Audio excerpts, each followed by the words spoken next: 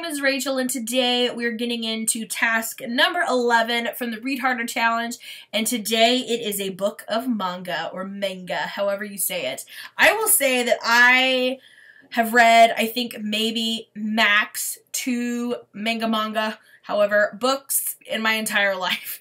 I just don't really enjoy that format because, I mean, it genuinely, like, makes me anxious reading them because the format is so different than how I read. Like, I'm okay with a graphic novel because my brain can kind of follow the sequence, but oh my goodness, when it's all backwards, it really gives me a hard time. But despite all of that, I found several options, so I'm gonna throw them out there, and then I'm just gonna pick one and read it for this challenge. So first up, I was super excited to find out there is a Pride and Prejudice manga, so that could happen. Obviously they accredit Austen, but this one, it's adapted by Stacey King. So I'm interested because it's just the manga version of Pride and Prejudice, so that could totally work. I believe there are some other classics as well, so if you have a favorite classic, you might want to check if they have a manga version of it. Probably the only manga that I have read so far, I read the first volume of Death Note, and while the story kind of intrigued me, I just cannot get into the manga. I just can't do it. But I read the first one and it was okay. So I could maybe read the second one. I'm not sure. This is by Tsugumi Oba. I apologize if I'm butchering these names. So this could be interesting maybe. Like I said, I read the first one and I kind of like the premise, but I don't know. Manga is just not for me. Another one that I found online is Niagahara Holograph by Inio Asano and Matt Thorne. This is, I don't know what about it caught my eye. I think it was just the cover.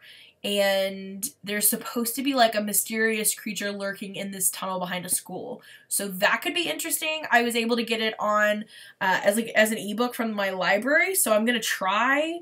Maybe if I have one that will guide me through on its own, it will be a lot less stressful for me to try to figure out how I'm supposed to be reading it because I always second guess myself. There is another series that I found doing some digging that I could be interested in.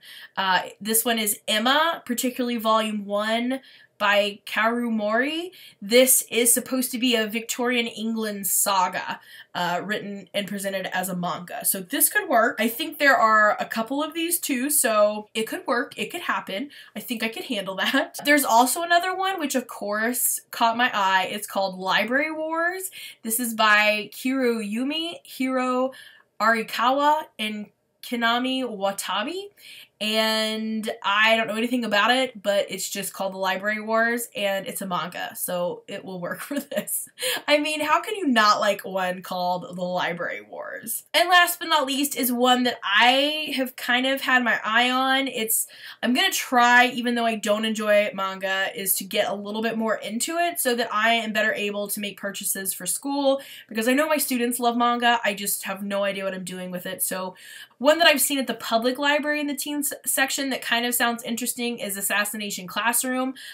This is by Yosai Matsu, and I don't know anything about it other than that's a really cool name, and I've seen it there, and I thought that might be appropriate for my middle grade YA students. So I thought about giving it a try and seeing more about it. So yeah, there is my struggle with the manga. If you have any manga that you would suggest, especially for age ranges from like 6th grade to 12th grade, I would absolutely love to hear about it. And yeah, there you have it, task number 11. I will be back tomorrow with task number 12.